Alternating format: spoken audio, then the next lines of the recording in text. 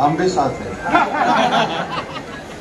आपले लोकप्रिय आमदार आदरणीय तुकाराम काते साहेब, व्यासपीठावरील सर्व शिवसेनेचे पदाधिकारी, महायुतीचे पदाधिकारी, सर्व माजी नगरसेवक आणि मोठ्या संख्येने उपस्थित काते साहेबांवर आणि शिंदे साहेबांवर प्रेम करणारे सर्व सहकारी बंधू आणि भगिनी, मगाशी जेव्हा मी आलो तेव्हा काते साहेब म्हणाले की लाईट गेलाय।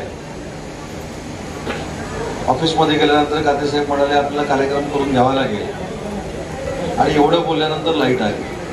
त्याच्यामुळे मी असं मानतो काते साहेब हा शुभ संकेत आहे। तुम्ही कधी अंधारात जाणार नाही याची जबाबदारी, राजकीय अंधारात जाणार नाही याची जबाबदारी ही नियतीने देखील घेतलेली आहे। तेव्हा काते साहेबांना मी अनेक वर्ष ओळखतो। ज्या आमदारांनी विकासाची कामं केली नाही त्या आमदारांना विसरून नवीन आमदार म्हणून तुकाराम काते साहेबांना निवडून आले आणि या कार्यालयाचा उपयोग आपल्या सगळ्या परिसरातील जनतेचे प्रश्न सोडवण्यासाठी होईल याची खात्री माझ्यासारख्या कार्यकर्त्याला नक्कीच आहे। मगाशी देखील मी मुलाखत देत असताना सांगितलं की मी देखील गेली 5 टर्म आमदार आहे। 3 ते 4 वेळा राज्याचा मी मंत्री राहिलोय, परंतु स्वतःचं असं एवढं सुसज्ज ऑफिस मी करू शकलो नाही। त्याच्यामुळे काते साहेबांकडनं आता मी ऑफिस बघितलेलं आहे। आता मी जाऊन रत्नागिरीला ते उघडणार आहे आणि त्यांची संकल्पना चांगली आहे की 11 वाजल्यापासून 11 वाजेपर्यंत हे ऑफिस ते जनतेसाठी खुलं ठेवणार आहे। आणि हीच तर खरी मुंबईच्या शिवसेनेची खासियत आहे। मुंबईचे शिवसैनिक जे खरे वंदनीय बाळासाहेबांचा विचार मानतात ते स्वतःपेक्षा मुंबईतल्या जनतेला जपतात आणि जपत असताना अहोरात्र मेहनत करतात। हे आम्ही महाराष्ट्रातल्या ग्रामीण आमदारांनी देखील शिकलं पाहिजे। आता साहेबांनी सांगितले की SRAचे प्रकल्प अनेक या ठिकाणी प्रलंबित आहेत। सिद्धार्थ नगरसारखा प्रकल्प देखील प्रलंबित आहे। काते साहेब, तुमच्या सगळ्यांच्या आशीर्वादाने या पूर्ण जिल्ह्याचा संपर्क मंत्री आता मी आहे।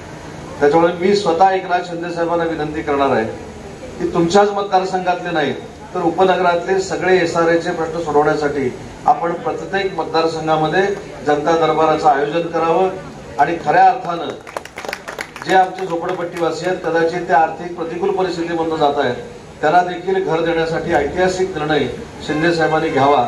आणि ज्या बिल्डर लोकांनी अशा पद्धतीची परिस्थिती निर्माण केली एकतर त्यांना त्या बिल्डिंग कंप्लीट करायला लावल्या पाहिजेत किंवा त्यांच्यावर FIR दाखल केले पाहिजेत। अशा पद्धतीची भूमिका सरकार म्हणून आम्ही नक्की घेऊ आणि हे करण्यासाठी स्वतः शिंदे साहेब, काते साहेब तुमच्या मतदारसंघामध्ये येतील। आम्ही आपल्याला शब्द देतो या कार्यालयाचं उद्घाटन झालं की जाहीर करतो आणि शिंदे साहेबांच्या निष्ठेपोटी तुकाराम काते साहेब जे काम करतायत हीच निष्ठा आपण सगळ्यांनी कायमस्वरूपी ठेवावी ही देखील विनंती करतो। आणि भविष्यात मला देखील स्टेशनच्या जवळ आता स्वतःचं ऑफिस झालं असं समजायला काही हरकत नाही। मी देखील अनेक संस्थांवर काम करतो। अनेक संस्थांवर काम करत असताना मुंबईमध्ये कुठं बसावं हा एक प्रश्न निर्माण होतो। परंतु चेंबूरचा माझा प्रश्न सुटला आहे त्याबद्दल काते साहेबांना धन्यवाद देतो।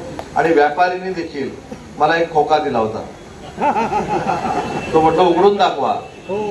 तसाच खोका घेतल्यानंतर उद्या सकाळपासून परत बोंबाबोंब सुरू व्हायची। चेंबूरच्या व्यापाऱ्यांकडनं उदय सामंतनं खोका घेतला,